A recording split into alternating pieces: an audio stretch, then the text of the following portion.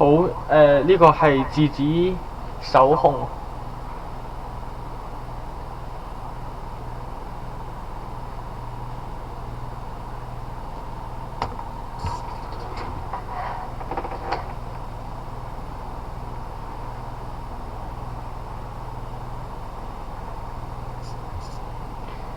可以見到咧，當我手指係1咧，佢就會轉一下。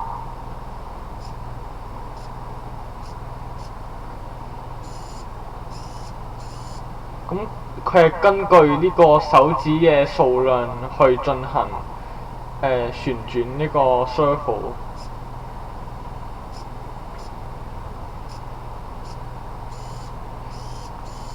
咁呢個可以用喺嗰啲物聯網啊，即係 Internet of Things 啊，或者係一啲智慧家居上面。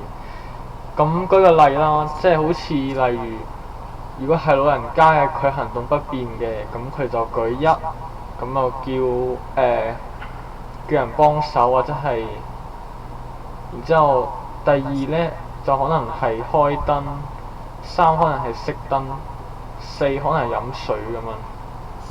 咁可以裝喺一啲老人院嘅嗰啲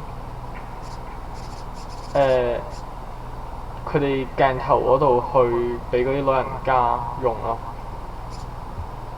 係就咁多。